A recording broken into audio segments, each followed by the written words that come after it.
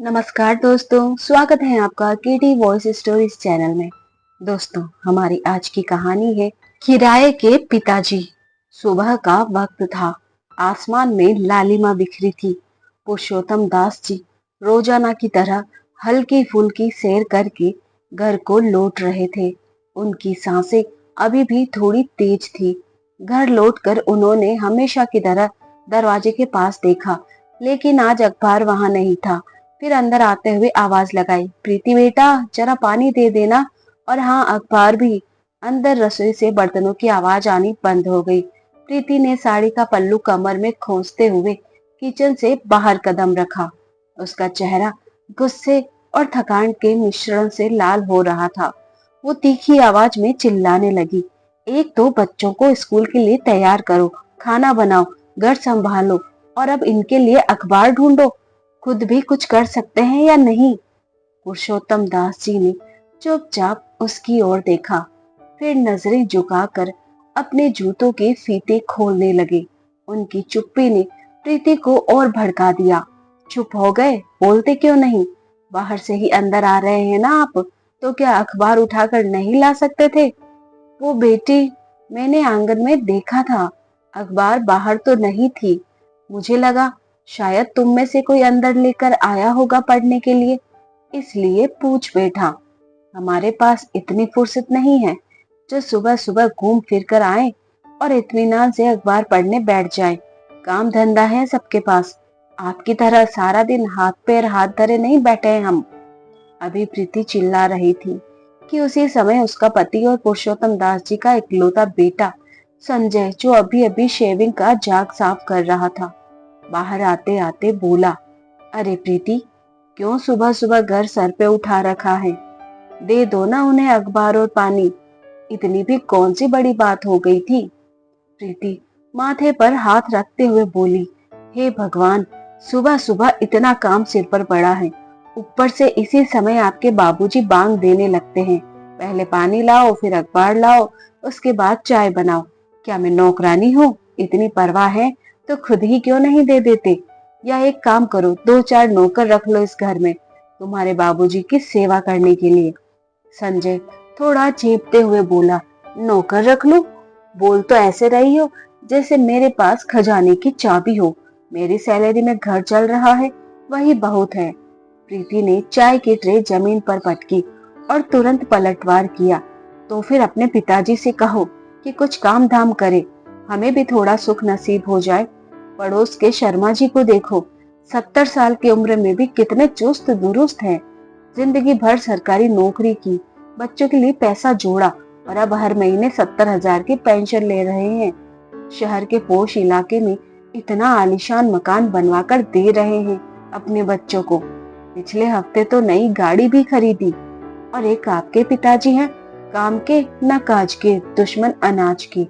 दिन भर बस कुर्सी तोड़ो, अखबार पढ़ो और चाय की फरमाइश करो। प्रीति की आवाज में तंज था और हर शब्द पुरुषोत्तम दास जी के सीने में तीर की तरह चुभ रहा था। यह पहली बार नहीं था जब प्रीति ने अपने शब्दों से पुरुषोत्तम दास जी के आत्मसम्मान को जमीन पर पटक दिया हो। हाँ, तंज का अंदाज, शब्दों की धार और आवाज का तीखापन बढ़ जरूर गया था। पुरुषोत्तम दास जी की स्थिति अब ऐसी हो गई थी जैसे घर में एक पुराना फर्नीचर जो जरूरत का नहीं रहा, पर घर वाले उसे हटा भी नहीं सकते थे। संजय वहीं खड़ा था, सिर झुकाए, न विरोध न समर्थन, सिर्फ एक चुप्पी। पुरुषोत्तम दास जी ने एक क्षण को अपने बेटे की ओर देखा, एक नजर जिसमें सवाल भी था और उम्मीद भी, पर उसने कोई प्रतिक्रिया नहीं दी। वह अपनी पत्नी की बातों को नकारता भी नहीं और पिता के दर्द को स्वीकारता भी नहीं, और ये बात पुरुषोत्तम दास जी के दिल में चुभन पैदा कर देती थी। क्या उसकी जिंदगी में पिता कोई मायने ही नहीं रखते? इसी शोर में प्रीति और संजय का बेटा और पुरुषोत्तम दास जी का पोता बंटी थोड़ा डर सा गया। पूरी यूनिफॉर्म पहने बिना ही वो कमरे से बाहर आ गया। माँ की आवाजें इतनी तेज थी कि वो अंदर तक सिहर उठा था। वो चुपचाप खड़ा था, डरा हुआ और हैरान। उसकी मासूम आंखें उस दृश्य को ऐसे देख रही थी जैसे वह कोई युद्ध देख रहा हो, जिसमें एक पक्ष चिल्ला रहा था, दूसरा सह रहा था और तीसरा खामोश होकर तमाशा देख रहा था। और उसे नहीं पता था कि वो खुद किस पक्ष में है। लेकिन पुरुषोत्तम दास जी बिना कोई गिला शिकवा किए अपने कमरे में चले गए। कमरे के कोने में वही पुरानी कुर्सी रखी थी जिस पर कभी उन्होंने अपने बेटे को गोदी में बिठाकर कहानियां सुनाई थी। आज वही कुर्सी उनके गुमसुम अकेलेपन की साथी बन चुकी थी। कभी वो दिन भी हुआ करते थे जब यह घर हंसी और अपनेपन से भरपूर हुआ करता था। अब तो हर सुबह उनके लिए एक नया अपमान लेकर आती थी। प्रीति ने बंटी को घुड़की दी, चलो यूनिफॉर्म ठीक करो, हर चीज में झांकने की जरूरत नहीं। थोड़ी ही देर में बंटी स्कूल चला गया और संजय भी रोज की तरह नाश्ता करके फाइलें समेटकर मोबाइल की स्क्रीन पर झुके झुके ऑफिस के लिए निकल गया। पीछे रह गए सिर्फ दो लोग, एक प्रीति और एक वो इंसान जो इस घर की नींव था, लेकिन अब एक गुमनाम किराएदार की तरह रह रहा था।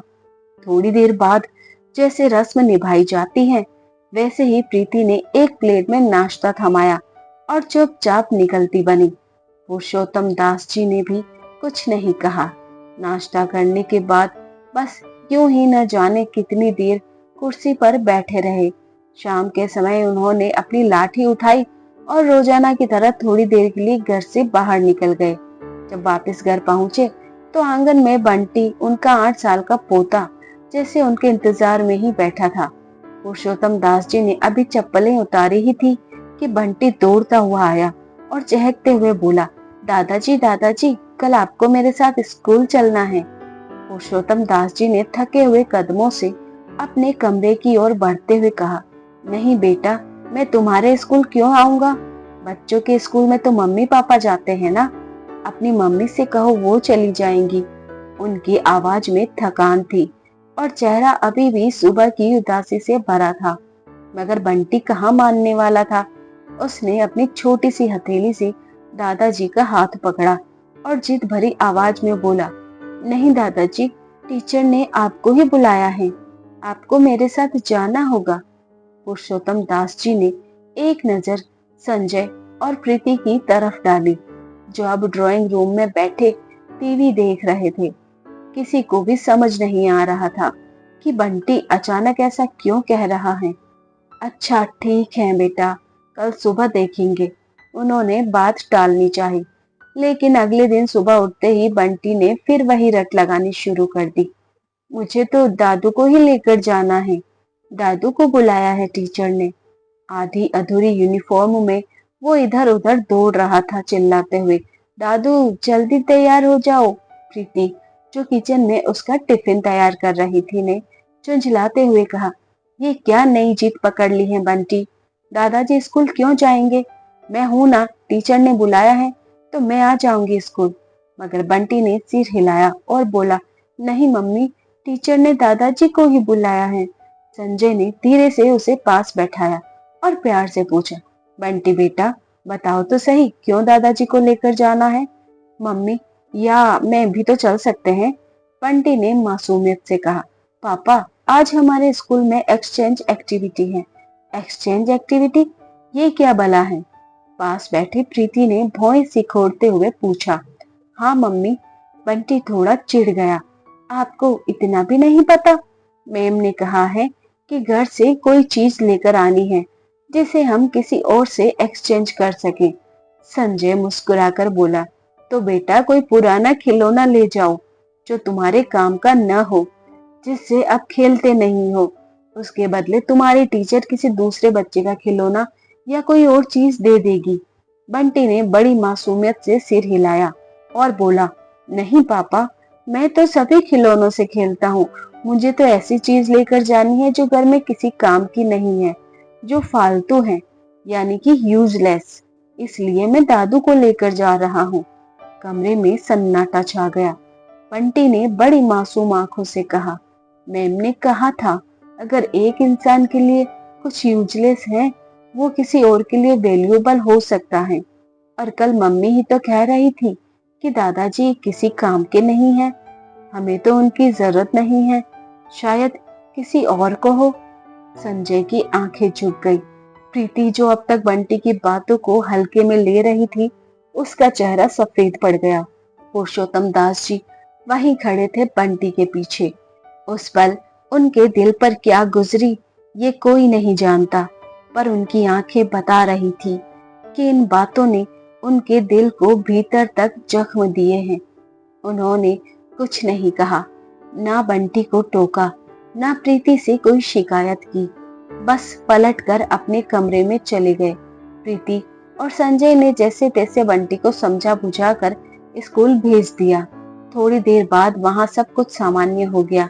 हाँ, प्रीति और संजय अपने बेटे द्वारा कही गई बातें दोहराकर हंस जरूर रहे थे। कमरे के भीतर पुरुषोत्तम दास जी को सब सुनाई दे रहा था। आंखों से आंसू निकलकर गालों पर बहने लगे थे। कुर्सी पर बैठे बैठे दीवार पर टंगी उस पुरानी तस्वीर को देखने लगे। एक धुंधली सी तस्वीर जिसमें 3 चेहरे थे, वो खुद, उनकी पत्नी लक्ष्मी और बीच में खड़ा नन्हा सा संजय। यही घर था जो उन्होंने और लक्ष्मी ने मिलकर बनाया था, जहां उनकी पत्नी लक्ष्मी की हंसी से घर की दीवारें गूंजती थी और संजय की किलकारियां जैसे उनके जीवन का संगीत थी। उस वक्त बहुत कुछ नहीं था, न बड़े टीवी, न चमकते फर्श, न एसी की ठंडी हवा, लेकिन जो था उसमें अपनापन था, गर्माहट थी। तब संजय का उनका इकलौता बेटा उनकी दुनिया था। उसके लिए उन्होंने कितने ही समझौते किए, कितने ही सपने कुर्बान किए। संजय उनके लिए सिर्फ बेटा नहीं, उनकी जिंदगी का मकसद था। पुरुषोत्तम दास जी की जिंदगी का हर दिन उस छोटी सी किराने की दुकान के इर्द गिर्द घूमती थी, जो उन्होंने मोहल्ले की तंग गली में शुरू की थी। सुबह से देर रात तक वे दुकान पर खड़े रहते, ग्राहकों से हंसी मजाक, हिसाब किताब और हर छोटी बड़ी जरूरत का ख्याल रखते। लक्ष्मी घर संभालती और पुरुषोत्तम दुकान, दोनों का एक ही सपना था, संजय को पढ़ा लिखा कर बड़ा आदमी बनाना। संजय की हर छोटी बड़ी ख्वाहिश उनके लिए बहुत मायने रखती थी। उसकी स्कूल फीस, किताबें, ट्यूशन, सब कुछ उन्होंने अपनी मेहनत से पूरा किया। रातों को जब दुकान बंद होती, तब पुरुषोत्तम और लक्ष्मी जी बैठकर संजय के भविष्य के सपने बुनते। मगर जिंदगी ने उनके सपनों को एक झटके में छीन लिया। लक्ष्मी की अचानक बीमारी ने घर की सारी खुशहाली निगल ली। अस्पताल के बिल, दवाइयां और आखिर में लक्ष्मी का जाना। पुरुषोत्तम दास जी टूट गए, मगर संजय के लिए उन्होंने खुद को संभाला। दुकान अब भी चल रही थी और संजय कॉलेज पूरा कर चुका था। पुरुषोत्तम दास जी को यकीन था कि उनका बेटा बड़ा आदमी बनेगा। फिर आया वो दिन जब संजय ने उनके सामने एक ऐसी बात रखी जिसने उनकी दुनिया हिला दी। संजय एक स्टार्टअप शुरू करने का सपना देख रहा था। पापा, मुझे लाखों रुपए चाहिए, संजय ने कहा था। उसकी आंखों में एक अजीब सी बेचैनी थी। अगर मैंने ये बिजनेस शुरू कर लिया तो हमारी जिंदगी बदल जाएगी, लेकिन इसके लिए पैसा चाहिए। पुरुषोत्तम दास जी ने अपने बेटे की आंखों में वही सपना देखा जो कभी उन्होंने और लक्ष्मी ने देखा था।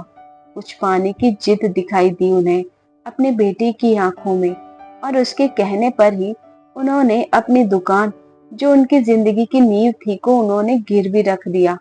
लाखों रुपए का कर्ज लिया और सारा पैसा संजय को दे दिया। बेटा, भगवान करे तुझे जीवन में अपार सफलता मिले, उन्होंने कहा था। मगर उनके दिल में एक अनजाना डर भी था। संजय का स्टार्टअप शुरू तो हुआ, मगर जल्दी ही डूब गया। गलत फैसले, अनुभव की कमी और बाजार की मंदी ने सब कुछ तबाह कर दिया। कर्ज बढ़ता गया और ब्याज का बोझ पुरुषोत्तम दास जी के कंधों पर लद गया। संजय ने न तो कर्ज चुकाने की कोशिश की, न ही अपने माता पिता की हालत समझने की। पुरुषोत्तम दास जी दिन रात मेहनत करते, मगर कर्ज का पहाड़ कम होने का नाम नहीं लेता था। ब्याज ने मूलधन को निगल लिया था और जिस दुकान में एक जमाने में उधारी देने वाले रजिस्टर भर रहे थे, वो अब खुद उधारी में जाने को तैयार थी। आखिरकार एक दिन साहूकार ने कहा, अब या तो पैसा दीजिए या दुकान छोड़ दीजिए। और उस दिन पुरुषोत्तम दास जी ने चुपचाप चाबी साहूकार के हाथ में रख दी। पुरुषोत्तम दास जी खाली हाथ रह गए। न दुकान, न पैसा और न ही इज्जत। संजय ने बाद में एक छोटी मोटी नौकरी पकड़ ली। बाद में उसे नौकरी में तरक्की भी मिल गई। पुरुषोत्तम दास जी ने कभी शिकायत नहीं की। वह दुकान सिर्फ ईंट पत्थर की नहीं थी, वह उनकी जिंदगी थी, उनकी बरसों की मेहनत थी। फिर भी उन्होंने अपने बेटे को माफ कर दिया, और जिस बेटे के लिए उन्होंने खुद को मिटा दिया, आज उसी बेटे की और उसकी पत्नी की नजरों में वो बेकार हो गए थे। फालतू, नकारा, न जाने क्या क्या कहकर बुलाती थी उनकी बहू। पुरुषोत्तम दास जी को सोच सोच कर ऐसा लग रहा था जैसे कोई उनके सीने पर पत्थर रखकर कुचल रहा हो। आज तक तो जैसे तैसे इस घर में अपना जीवन बिता लिया था। प्रीति के तानों को, संजय की उदासीनता को और अपनी उपेक्षा को उन्होंने चुपचाप सह लिया था। मगर अब और नहीं, उनके आत्मसम्मान को चोट पहुंची थी, और वह चोट अब बर्दाश्त से बाहर थी। वो नहीं चाहते थे दया, बस इज्जत चाहिए थी। पर घर की चार दीवारी में अब वो बची नहीं थी। उनके मन में एक ठोस फैसला जन्म ले रहा था, वे इस घर में और नहीं रहेंगे। दोपहर का समय था। प्रीति अपने कमरे में ऐसी की ठंडी हवा में आराम कर रही थी। बंटी पड़ोसन के बच्चे के साथ खेलने गया था, और संजय ऑफिस में था, और घर में सन्नाटा पसरा था। पुरुषोत्तम दास जी ने धीरे से अपनी अलमारी खोली। उन्होंने एक छोटा सा बैग निकाला और उसमें दो तीन जोड़ी कपड़े के साथ जरूरत का सामान रखना शुरू कर दिया। मगर एक मुश्किल थी, पैसे। उनकी जेब खाली थी। अलमारी खोलकर देखी, 50-50 के दो नोटों के अलावा कुछ नहीं मिला। उनकी नजर घर के कोने में बने छोटे से मंदिर पर पड़ी। मंदिर में भगवान की मूर्ति के सामने एक छोटा सा डिब्बा रखा था, जिसमें भगवान को चढ़ाए 5 रुपए और 10 रुपए के नोट रखे थे। पुरुषोत्तम दास जी ने एक पल को झिझक महसूस की। ये भगवान का पैसा है, उनके मन में ख्याल आया। मगर फिर उन्होंने खुद को समझाया, जो भगवान मुझे इस घर में अपमानित होते देख रहा है, वो शायद मुझे माफ कर देगा। उन्होंने धीरे से डिब्बा खोला और नोट निकालने शुरू किए। 5, 10, 20 धीरे धीरे गिनते हुए उनके हाथ में करीब 1000 रुपए आए। उन्होंने भगवान की मूर्ति की ओर देखा, हाथ जोड़े और धीमी आवाज में कहा, मुझे माफ कर देना प्रभु, मैंने हमेशा तुम्हारा भरोसा रखा। अब बस इतना साथ देना कि मैं अपनी बाकी जिंदगी इज्जत से जी सकूं। उन्होंने मंदिर में माथा टेका, अपना बैग कंधे पर डाला और चुपचाप घर से बाहर निकल गए। बाहर की ठंडी हवा थी और सूरज ढल रहा था। जाने कहाँ है यह उन्हें नहीं पता था। बस इतना जरूर जानते थे कि अब वे उस घर में और नहीं रह सकते, जहाँ उनकी इज्जत को हर रोज कुचला जाता था। वे मोहल्ले की गली से गुजरे, जहाँ कभी उनकी दुकान हुआ करती थी। अब वहाँ एक चमचमाती बेकरी थी, जिसके शीशे पर बड़े बड़े अक्षरों में लिखा था, स्वीट डिलाइट्स। एक पल को उनके कदम रुक गए। उनकी आंखें उस जगह को तलाश रही थी, जहाँ कभी उनका तख्ता हुआ करता था, जहाँ वे पूरे रोब के साथ बैठते थे। मगर अब वह जगह किसी और की थी। उनके दिल में एक टीस उठी, मगर साथ ही एक अजीब सा जोश भी। नहीं, उन्होंने मन ही मन कहा, मैं अभी हारा नहीं हूँ। वे आगे बढ़े, बिना यह जाने कि रास्ता उन्हें कहाँ ले जाएगा। काफी देर चलते चलते जब उनके पैर थकने लगे, वे एक पार्क के पास पहुंचे। पार्क की घास पर सूरज की आखिरी किरणें बिखरी थी। पार्क में एक खाली बेंच देखी और चुपचाप जाकर बैठ गए। देखा तो सामने कुछ बच्चे दौड़ भाग रहे थे। कोई झूले पर झूल रहा था, तो दूसरी ओर कुछ बच्चे पिट्ठू खेल रहे थे।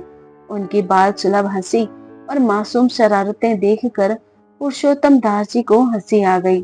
फिर उन मासूम चेहरों को देखकर अनायास ही अतीत की स्मृतियों की खिड़की खुल गई। अपने बेटे संजय का बचपन उनकी आंखों के सामने चलचित्र की तरह दिखाई देने लगा। छोटे छोटे हाथों से पतंग पकड़ने की जिद करना, उनके कंधों पर बैठकर सवारी करना, रबर की गेंद से क्रिकेट खेलना, दुकान के काउंटर पर रखे टॉफी चॉकलेट चुपके से उठाकर भाग जाना। सोचते सोचते उनकी आंखें छल छला उठी। रात गहराने लगी। पार्क में बच्चे धीरे धीरे अपने घरों को लौट गए और सन्नाटा पसर गया। पुरुषोत्तम दास जी उसी बेंच पर लेट गए। इधर जब संजय रात को घर लौटा तो जैसे ही दरवाजा खोला, बंटी भागता हुआ उसके पास आया। पापा, दादू दादू कहीं चले गए? संजय चौंक गया। क्या? कब? किसके साथ? संजय तुरंत अंदर भागा। कमरे की हालत वैसी ही थी, लेकिन बिस्तर पर कोई नहीं था। प्रीति, पिताजी कहाँ हैं? उसने तेज आवाज में पत्नी को पुकारा। प्रीति कमरे से निकलते हुए बोली, मुझे क्या पता? जब मैं शाम को सोकर उठी उससे पहले ही वो जा चुके थे। कहाँ गए, क्यों गए, मुझे नहीं मालूम। संजय का माथा ठनका। तो तुमने ढूंढा भी नहीं? प्रीति ने कंधे उचका दिए और फिर एक बेरुखी भरे लहजे में बोली, अरे ज्यादा टेंशन मत लो, आ जाएंगे अपने आप। वैसे भी कौन सा खजाना था उनके पास? ना तो लाखों की पेंशन आती थी उनकी और ना ही कोई जरूरत थी उनकी यहाँ। उसकी बातें सुनकर संजय अपना सर पकड़कर बैठ गया। रात गहराने लगी। पार्क में सन्नाटा पसर गया था। जिस बेंच पर पुरुषोत्तम जी लेटे थे उसकी सतह सख्त और ठंडी थी। लकड़ी के खुरदरे किनारे उनकी पीठ में चुभ रहे थे। लेटना आसान नहीं था, मगर थकान ने उन्हें मजबूर कर दिया। वे किसी तरह बेंच पर लेट गए, सिर के नीचे बैग को तकिया बनाकर। कुछ देर बाद थकान की गहराई में उनकी आंखें बोझिल होने लगी और नींद ने उन्हें अपनी आगोश में ले लिया। मगर नींद अभी पूरी तरह हावी भी नहीं हुई थी कि मच्छरों का हमला शुरू हो गया। उनके चेहरे, हाथों और गर्दन पर मच्छर भिन भिनाने लगे। जहां मौका मिलता काट लेते। पुरुषोत्तम दास जी ने झुंझलाकर हाथ हिलाए, मच्छरों को भगाने की कोशिश की, मगर वे और जिद्दी होकर लौट आते। आखिरकार उन्होंने बैग से एक पुरानी चादर निकाली, मच्छरों को हवा में उड़ाया और चादर को अपने ऊपर डालकर फिर लेट गए। नींद अब धीरे धीरे लौट रही थी, मगर यह सुकून भी ज्यादा देर नहीं टिका। अचानक एक कड़क आवाज ने उनकी नींद तोड़ दी। ए बाबूजी, उठो, यहाँ रात को सोना मना है। पार्क का चौकीदार, एक लंबा चौड़ा आदमी, लाठी ठकठकाता हुआ उनके पास खड़ा था। उसकी आवाज में सख्ती थी, मगर आंखों में हल्की सी सहानुभूति भी। पार्क रात को बंद हो जाता है, आपको यहाँ से जाना पड़ेगा। पुरुषोत्तम दास जी ने धीरे से आंखें खोली। चौकीदार की टॉर्च की रोशनी उनकी आंखों में चुभ रही थी। उन्होंने चादर समेटी, बैग उठाया और बिना कुछ कहे बेंच से उठ गए। कहाँ जाऊं? उनके मन में सवाल उठा, मगर उन्होंने चौकीदार से कुछ नहीं कहा। उनके कदम भारी थे और दिल और भारी। वे पार्क से बाहर निकल आए, जहां रात का सन्नाटा और गहरा था, और गेट के पास ही बैठकर जैसे तैसे सारी रात गुजारी। अगली सुबह जब सूरज की पहली किरण ने आसमान को गुलाबी रंग से रंगा, पुरुषोत्तम दास जी ने फिर से हिम्मत बटोरी, अपना बैग उठाया और फिर से निकल पड़े। पार्क के ठीक बाहर एक पुरानी चाय की टपरी थी, जहां सुबह सुबह कुछ लोग चाय की चुस्कियों के साथ दिन की शुरुआत कर रहे थे। चाय वाला, एक अधेड़ उम्र का आदमी, बड़े प्यार से आसपास खड़े लोगों को चाय बनाकर पिला रहा था।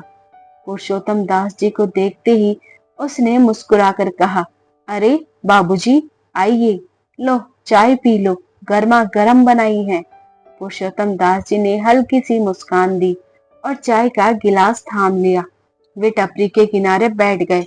पास में पड़ा अखबार उनकी नजरों में आया। उन्होंने उसे उठाया, मगर अखबार के स्पर्श ने उनके दिल में एक कड़वी याद जगा दी। कल सुबह जब उन्होंने अखबार मांगा था तो प्रीति ने कैसे घर में तूफान खड़ा कर दिया था। फालतू, नकारा, उसके शब्द उनके कानों में फिर से हथौड़े की तरह बजने लगे। तभी उनकी नजर अखबार में एक छोटे से कॉलम पर पड़ी। लिखा ही कुछ ऐसा था कि वो पढ़कर हक्के बक्के रह गए।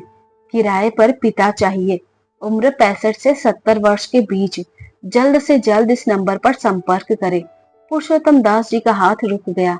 पहले तो उनके होठों पर हल्की सी हंसी आ गई। किराए पर पिता? उन्होंने मन ही मन सोचा, ये दुनिया पागलपन की हद तक पहुंच गई है। चाय वाले ने उनकी हंसी देखकर पूछा, क्या बात है बाबूजी, आखिर में कोई चुटकुला पढ़ लिया क्या? पुरुषोत्तम दास जी ने हल्के से सिर हिलाया और बोले, अरे नहीं भाई, कोई किराए पर बाप ढूंढ रहा है। ये कैसी बकवास है? चाय वाले ने कंधे उचकाए और हंसते हुए कहा, अरे बाबूजी, आजकल सब बिकता है, रिश्ते नाते सब कुछ। वह फिर चाय बनाने में जुट गया। पुरुषोत्तम दास जी का मन अब उस विज्ञापन में उलझ गया था। चाय की चुस्की लेते लेते वे सोच में पड़ गए। किराए पर पिता, यह विचार जो पहले पागलपन लगा था, अब उनके दिमाग में गहरे उतर रहा था। उन्होंने चाय का आखिरी घूंट पिया और काफी देर उस विज्ञापन में लिखे शब्दों को घूरते रहे। फिर चुपचाप जेब से रुमाल निकाला, माथे का पसीना पोंछा और बोले, बेटा एक बार अपना फोन देना जरा। चाय वाला थोड़ी हैरानी से बोला, फोन? हाँ बाबूजी, लीजिए। उन्होंने कांपते हुए हाथों से नंबर मिलाया। दिल की धड़कन जैसे किसी अनसुने मोड़ पर दौड़ रही थी। कुछ सेकंड की घंटी के बाद कॉल उठाया गया। हेलो, एक युवा की आवाज थी।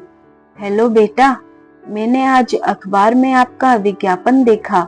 आप अपने पिता की जरूरत बताई है। थोड़ी देर खामोशी छाई, फिर दूसरी तरफ से आवाज आई, जी हाँ, आप कौन? नाम है पुरुषोत्तम दास, उम्र 68 साल, 68 साल। अभी नकारा तो नहीं हुआ हूँ, बस घर में बेकार करार दिया गया हूँ। कुछ सेकंड तक फोन के उस पार खामोशी रही, फिर लड़के की आवाज में थोड़ा सुकून घुला। आप आ सकते हैं अंकल, हम बात कर सकते हैं आमने सामने। पता बताओ बेटा, अभी निकल पड़ता हूँ। दीपक ने फरीदाबाद का पता बताया। वो पुरुषोत्तम जी के शहर पलवल के पास के ही थे। दूरी करीब 1 घंटे की थी। पुरुषोत्तम दास जी ने आसमान की तरफ देखा, भगवान को याद करके हाथ जोड़े, फिर उठे और बस स्टैंड की ओर चल पड़े। बस की खिड़की से बाहर देखते हुए पुरुषोत्तम दास को वह सब याद आ रहा था जिसे वह पीछे छोड़ आए थे, अपना घर, बेटा बहू और मासूम सा पोता।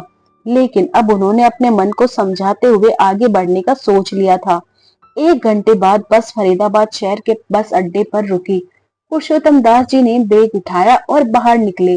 दीपक पहले से ही वहां खड़ा था, नीली शर्ट, काले ट्राउजर में, हाथ में एक गुलाबी फाइल और आंखों में एक अजीब सी उम्मीद।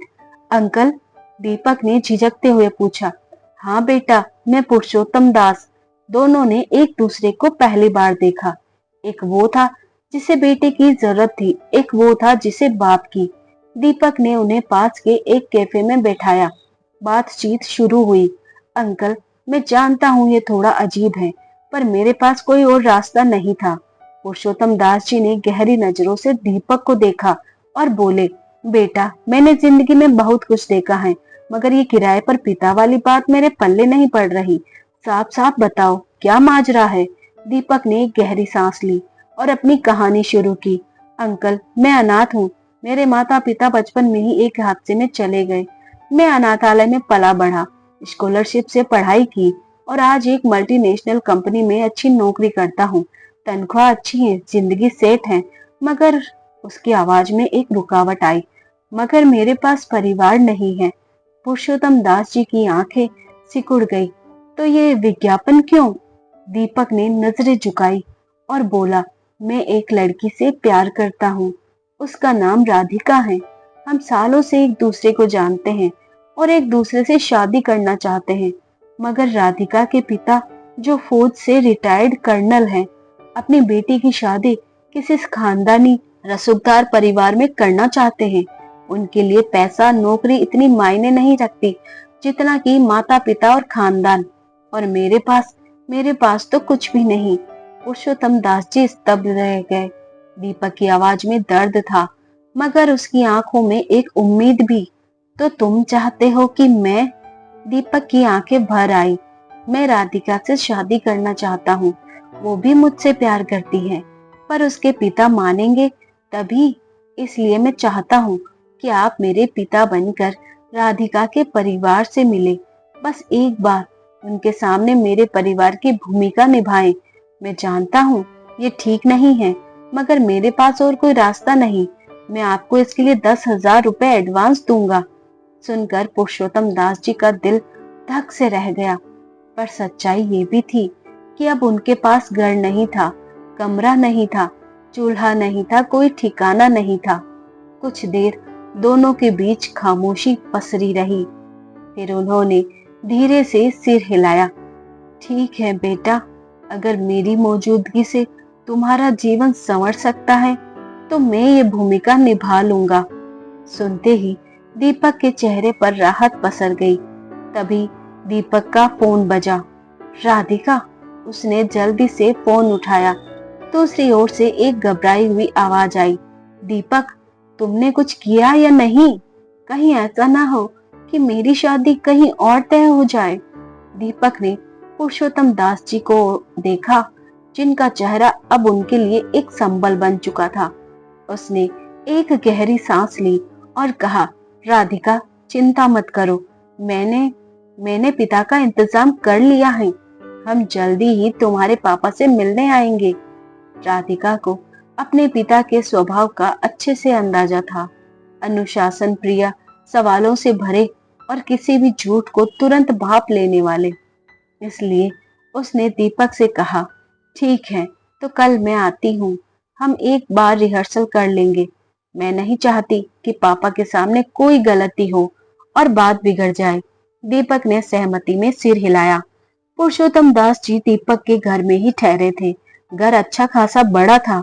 खाना पकाने के लिए एक नौकर था। उस शाम जब दीपक और पुरुषोत्तम दास जी डाइनिंग टेबल पर एक साथ खाना खा रहे थे, दरवाजे की घंटी बजी। राधिका थी। उसने साधारण सलवार सूट पहना था, मगर उसकी आंखों में एक ऐसी चमक थी जो प्यार और उम्मीद से जगमगा रही थी। उसने पुरुषोत्तम दास जी को देखा और बिना झिझक उनके पैर छू लिए, जैसे वह सचमुच उनकी बहू हो। पुरुषोत्तम दास जी एक पल के लिए ठिठक गए और आशीर्वाद दिया। सौभाग्यवती रहो बेटी। रिहर्सल शुरू हुई। राधिका ने सवालों की लिस्ट बना ली थी। आपका नाम? आप क्या करते थे? दीपक की स्कूलिंग कहाँ से हुई? आपका पैतृक घर कहाँ है? हर सवाल का जवाब रटा गया, लेकिन दिक्कत थी, पुरुषोत्तम दास जी बार बार दीपक को संजय कहकर बुलाने लगते। दीपक और राधिका एक दूसरे की ओर देखते और हंसी रोकना मुश्किल हो जाता। कभी कभी तो पुरुषोत्तम दास जी भी खुद हंस पड़ते। अरे अंकल, मैं दीपक हूँ, संजय नहीं। बुढ़ापा है ना बेटा, आदतें आसानी से नहीं बदलती। पुरुषोत्तम दास जी बोले और फिर हंसने लगे। वैसे बेटा, मैं तुम्हारा बाप हूँ, अंकल नहीं। तीनों जन इस पर ठहाके लगाकर हंसने लगे। रिहर्सल के दौरान कई बार ऐसा हुआ कि पुरुषोत्तम दास जी की बातें इतनी सच्ची और भावुक हो जाती कि दीपक और राधिका चुप होकर सुनने लगते। बीच बीच में अपनी असल जिंदगी के बारे में बताने लगते तो भावुक हो जाते। दीपक और राधिका को भी पुरुषोत्तम दास जी के दर्द की गहराई का अंदाजा हो गया था।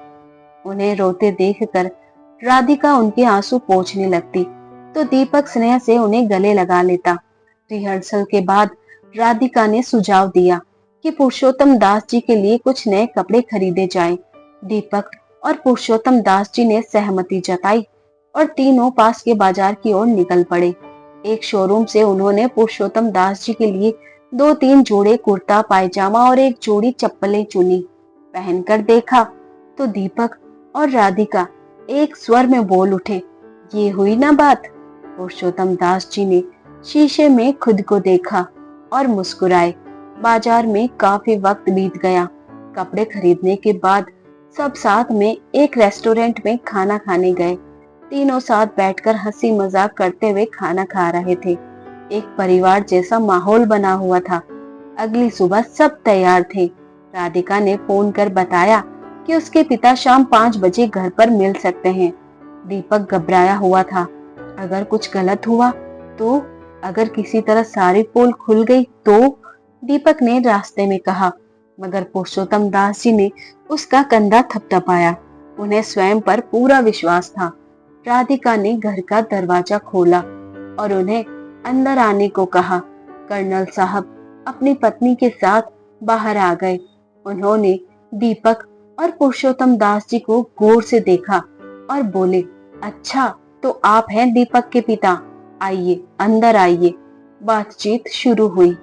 कर्नल साहब ने दीपक की नौकरी और भविष्य की योजनाओं के बारे में सवाल किए। फिर पुरुषोत्तम दास जी की ओर मुड़कर पूछा, तो मिस्टर पुरुषोत्तम, आप हमें अपने बारे में कुछ बताइए। आप क्या करते थे? कहाँ से हैं आप? जैसा तय किया गया था, पुरुषोत्तम दास जी वैसा ही बताने लगे। जी, कानपुर से। वहीं एक जनरल स्टोर चलाता था। अच्छा खासा कारोबार था। बहुत मेहनत से खड़ा किया था। लेकिन फिर दीपक की नौकरी इस शहर में लगी। खूब अच्छा पैसा कमाने लगा। तो उसने कहा, पापा अब आप अकेले मत रहिए, मेरे पास आ जाइए। दीपक की माँ बहुत पहले ही चली गई थी। तब से बस मैं और दीपक वहां रहते हुए सब कुछ था। बस बेटे का साथ नहीं था, इसलिए व्यापार छोड़कर मैं यहाँ आ गया, अपने प्यारे बेटे के पास। दीपक के कंधे पर हाथ रखते हुए पुरुषोत्तम दास जी बोले। ये सुनकर दीपक और राधिका ने एक दूसरे की ओर देखा, जैसे उन्होंने यकीन न हो कि सब कुछ इतना सही जा रहा है। कर्नल के हर सवाल का जवाब पुरुषोत्तम जी ने इतने आत्मविश्वास और सलीके से दिया कि कर्नल साहब प्रभावित हुए। कहीं से भी ऐसा नहीं लग रहा था कि यह एक बनावटी रिश्ता है। उन्होंने दीपक की तारीफ की, उसकी मेहनत की कहानियां सुनाई और यह जताया कि वे अपने बेटे से कितना प्यार करते हैं। कुछ देर बातचीत करने के बाद दीपक और पुरुषोत्तम दास जी ने विदा ली। बाहर निकलते वक्त राधिका ने पुरुषोत्तम दास जी का हाथ धीरे से थामा और फुसफुसाई, पिताजी, आपने आज सिर्फ उनका ही नहीं, हमारा भी दिल जीत लिया। पुरुषोत्तम दास जी की आंखें नम थी। वो अब अभिनय नहीं कर रहे थे। वो खुद को एक पिता की जगह ही देख रहे थे, जो अपने बेटे के साथ खड़े थे। उनके जाने के बाद कर्नल साहब ने राधिका की ओर देखा और बोले, बेटी, तुम्हारा फैसला क्या है? पापा, मुझे दीपक और उनके पिता पर पूरा भरोसा है, राधिका बोली। राधिका की माँ को भी दीपक पसंद आया। कुछ देर बाद उन्होंने पुरुषोत्तम दास जी को फोन करके रिश्ते के लिए हाँ कर दी। राधिका और दीपक को ऐसा लग रहा था जैसे उन्होंने कोई जीवन की सबसे कठिन जंग जीत ली हो। लेकिन ये तो केवल पहली बाजी थी। असली इम्तिहान तो अभी बाकी था, शादी। 1 महीने के बाद की तारीख तय हुई। विवाह की तैयारियां पूरे जोर शोर से चल रही थी। दीपक और राधिका ने इवेंट ऑर्गेनाइजर की मदद से बारातियों का इंतजाम भी कर लिया। लेकिन शादी से 2 हफ्ते पहले एक रात पुरुषोत्तम दास जी को बहुत थकान और कमजोरी महसूस होने लगी। सोचा था थोड़ा आराम करेंगे, लेकिन रात को अचानक तबीयत बिगड़ने लगी। पहले हल्का बुखार, फिर उल्टियां। दीपक ने देर न करते हुए उन्हें अपनी गाड़ी में बिठाया और तुरंत पास के अस्पताल की ओर निकल पड़ा। इमरजेंसी में दाखिल करते वक्त उसका चेहरा पीला पड़ गया था। डॉक्टर ने चेकअप किया, दवाइयां दी और थोड़ी देर में हालत संभलने लगी। दीपक पूरी रात उनके सिरहाने बैठा रहा। अगले दिन सुबह जब पुरुषोत्तम दास जी की हालत स्थिर हो गई, डॉक्टर ने उन्हें घर भेजने की इजाजत दे दी। डॉक्टर ने खान पान का खास ध्यान रखने को कहा। दीपक ने सिर हिलाया और पुरुषोत्तम दास जी को सहारा देकर घर ले आया। घर पहुंचकर भी दीपक ने उनकी देखभाल में कोई कसर नहीं छोड़ी। थोड़ी थोड़ी देर बाद वह उनके लिए कुछ न कुछ बनाकर लाता, कभी गरम सूप, कभी हल्की खिचड़ी। पुरुषोत्तम दास जी को अपने हाथों से खिलाता, जैसे कोई बेटा अपने पिता की सेवा करता हो। उस दिन दोपहर को राधिका पुरुषोत्तम दास जी का हालचाल पूछने आई। वो दीपक की ओर देखकर बोले, दीपक तो रात भर अस्पताल में मेरे सिरहाने बैठा रहा, एक पल के लिए भी नहीं हिला। मैंने कभी सोचा नहीं था कि कोई मुझे इतना अपनापन देगा। तभी दीपक ने मजाक में कहा, अरे अंकल जी, आप ठीक होंगे तभी तो हमारी शादी हो पाएगी।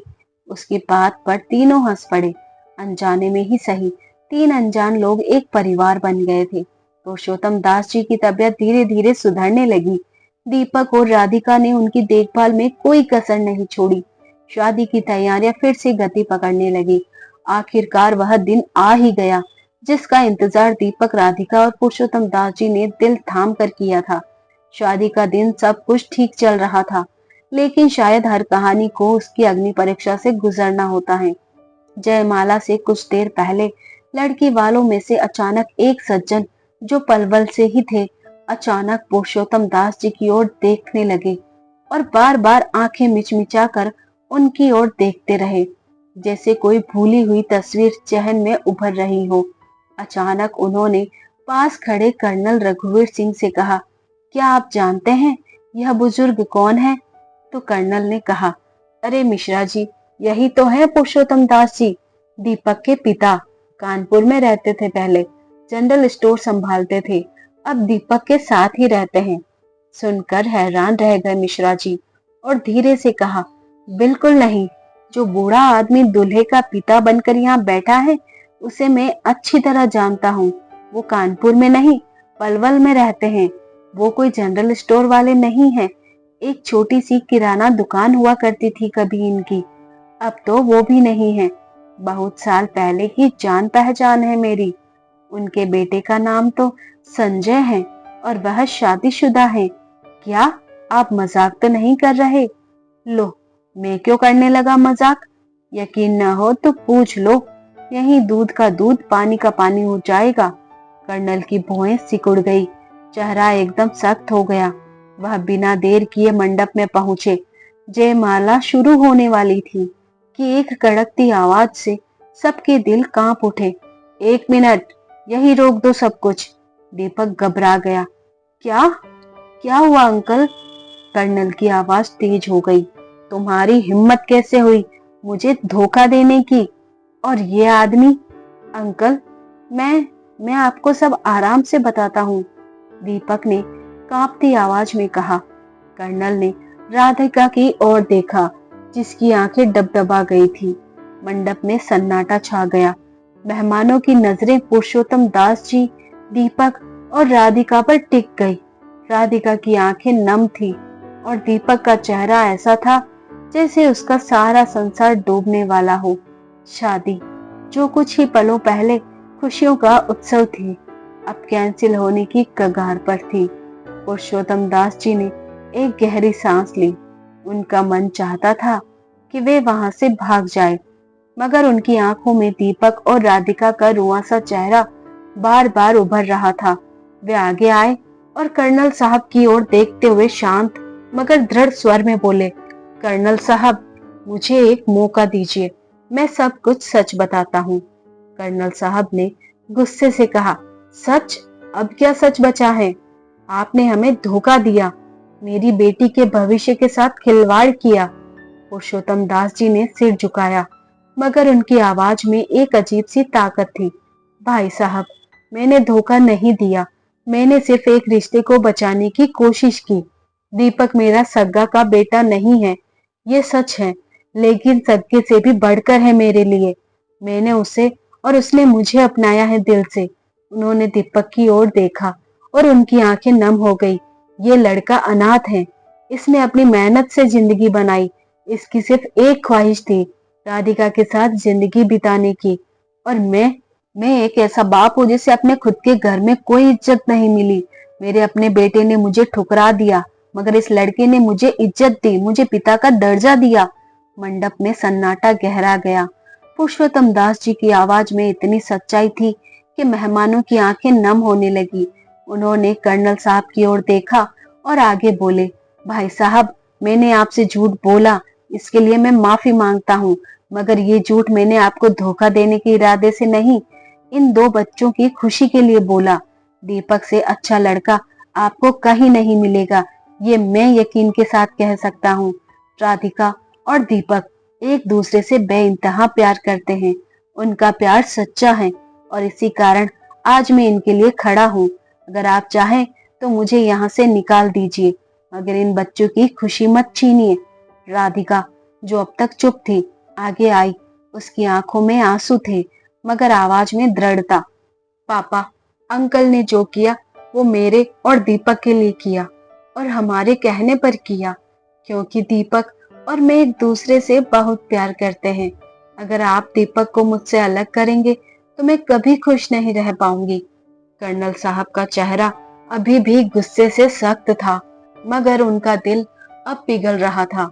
राधिका की मां ने धीरे से उनका हाथ थामा और बोली, देखिए, पुरुषोत्तम भाई साहब की बातों में सच्चाई है और राधिका, हमारी बेटी की खुशी ही तो हमारी जिंदगी है। कर्नल साहब काफी देर तक यूं ही खड़े रहे, फिर एक फैसला लेकर अचानक खड़े हुए और बोले, पुरुषोत्तम दास जी, आपने जो किया वो गलत था, मगर आपकी बातों और इन बच्चों का प्यार ने मुझे सोचने पर मजबूर कर दिया है। मैं राधिका की खुशी के लिए हाँ कहता हूँ, मगर ये मेरी आखिरी चेतावनी है, आगे कोई झूठ नहीं। मंडप में खुशी की लहर दौड़ गई। राधिका ने अपनी माँ को गले लगाया और दीपक ने पुरुषोत्तम दास जी को और खुशी से देखा। उनकी आंखें नम थी, मगर चेहरा गर्व और सुकून से चमक रहा था। जयमाला की रस्म फिर से शुरू हुई और शादी बड़े धूमधाम और हंसी खुशी से संपन्न हुई। शादी के बाद राधिका दीपक की दुल्हन बनकर उसके घर में आ गई। दीपक का घर अब प्यार और हंसी से गूंज रहा था। राधिका को घर आए 2 दिन हो चुके थे, लेकिन तीसरे दिन की सुबह जब राधिका अपने कमरे से बाहर आई, उसकी नजर पुरुषोत्तम दास जी के कमरे की ओर गई। दरवाजा खुला था और कमरा खाली। उसका दिल धक से रह गया। दीपक, उसने घबराते हुए आवाज दी। दीपक दौड़कर आया, यहाँ वहां देखा, लेकिन पुरुषोत्तम दास जी कहीं नहीं थे। बिस्तर पर एक छोटा सा कागज का टुकड़ा और कुछ पैसे रखे थे।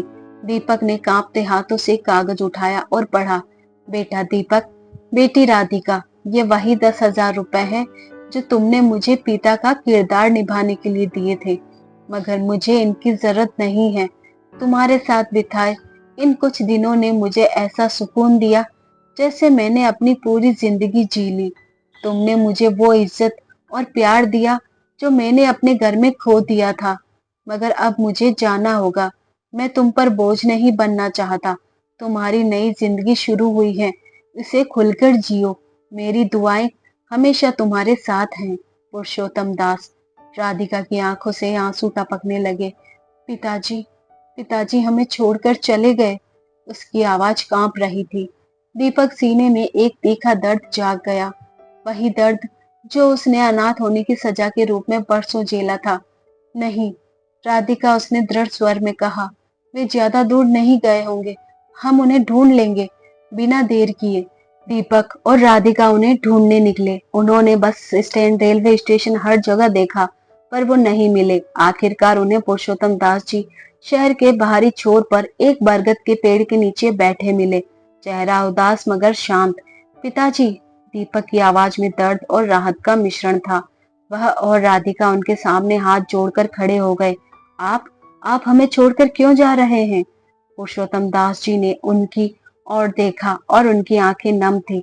बेटा, तुमने मुझे वो इज्जत दी जो मैंने अपनी जिंदगी में खो दी थी। तुम्हारी शादी हो गई, तुम्हारी जिंदगी संवर गई, मगर मैं अब एक बूढ़ा आदमी हूँ। मैं तुम पर बोझ नहीं बनना चाहता। राधिका की आंखों से आंसू टपक रहे थे। पिताजी, आप बोझ नहीं, हमारी ताकत हैं। आपने हमें एक दूसरे तक पहुंचाया, हमें परिवार दिया। हम आपको जिंदगी भर अपने पिता के रूप में चाहते हैं। हमारे घर में आप नहीं होंगे तो वो घर सूना होगा। दीपक की आवाज भीग गई। पिताजी, मैं अनाथ हूँ, मेरे पास कभी कोई अपना नहीं था, मगर आपने मुझे वो प्यार और दुलार दिया जिसके लिए मैं उम्र भर तरसता रहा। मुझे और राधिका को आपकी जरूरत है। हम आपके बिना अधूरे हैं। पुरुषोत्तम दास जी की आंखें भर आई। दीपक और राधिका उन्हें अपने साथ रखने को तड़प रहे थे। मैंने कभी सोचा नहीं था कि कोई पराया मुझे इतना अपना मानेगा। उनकी आवाज कांपने लगी। राधिका ने उनके हाथ थामे और बोली, पिताजी, पराये नहीं, हम आपके अपने हैं। अब घर चलिए, हम वादा करते हैं, हम आपको कभी अकेला नहीं छोड़ेंगे। आखिरकार वे मान गए। दीपक और राधिका ने उन्हें गले लगाया और फिर वे घर लौट आए। लेकिन अगले ही दिन दीपक के घर में एक अनजानी दस्तक हुई। राधिका ने दरवाजा खोला और सामने संजय खड़ा था। उसका चेहरा उदास था और आंखें पछतावे से भरी। पिताजी, क्या पिताजी यहाँ हैं? उसने धीमे स्वर में पूछा। राधिका ने उसे अंदर बुलाया और दीपक ने पुरुषोत्तम दास जी को बुलाया, जो उस वक्त घर के छोटे से लॉन में दीपक और राधिका के साथ चाय पी रहे थे। संजय को देखते ही पुरुषोत्तम दास जी ठिठक गए। संजय, उनकी आवाज में आश्चर्य और दर्द का मिश्रण था। संजय उनके कदमों में गिर पड़ा। पिताजी, मुझे माफ कर दीजिए। मैंने आपको ठुकराया, आपकी इज्जत को मिट्टी में मिलते चुपचाप देखता रहा। मगर जब आप घर छोड़कर गए तो मुझे एहसास हुआ कि मैंने क्या खोया। पुरुषोत्तम दास जी की आंखें नम हो गई। संजय की आंखों से आंसू टपक रहे थे। पिताजी, मैं गलत था। प्रीति को भी अपने किए का पछतावा है। बंटी हर रोज आपके बारे में पूछता है। पिताजी ने संजय की ओर देखा और बोले, संजय, तू मेरा बेटा है और मैं तुझसे हमेशा प्यार करूंगा, मगर मैं अब यहाँ अपनी नई दुनिया बसा चुका हूँ। उन्होंने दीपक और राधिका की ओर इशारा किया। ये दोनों बच्चे मेरा बहुत ख्याल रखते हैं। इन्होंने मुझे प्यार दिया, इज्जत दी। मैं इनके बिना अधूरा हूँ। लेकिन संजय ने फिर से मनाने की कोशिश की। पिताजी, मैं आपकी हर बात मानूंगा, प्लीज घर चलिए। मगर पुरुषोत्तम दास जी ने सिर हिलाया। नहीं संजय बेटा, अब मेरा फैसला नहीं बदलेगा। लेकिन हाँ, मैं बंटी से मिलने जरूर आऊंगा और हमेशा आता रहूंगा। मगर मेरा घर अब यही है। मैं नाराज नहीं हूँ बेटा, बस लौट कर जाना नहीं चाहता वहां जहाँ मेरी जरूरत नहीं। अब जहाँ सम्मान मिला है, आखिरी सांसें भी वही लूंगा। धन्यवाद। तो दोस्तों, ये थी हमारी आज की कहानी। उम्मीद करते हैं आपको पसंद आई होगी। ऐसी और कहानी के लिए बने रहिए हमारे साथ। अपना प्यार और सपोर्ट दीजिए। चैनल पर नए हैं तो सब्सक्राइब कीजिए, साथ में बेल आइकन प्रेस कीजिए ताकि न्यू स्टोरीज का नोटिफिकेशन सबसे पहले आपको मिल सके और आपकी कोई भी कहानी मिस ना हो। Thanks for watching.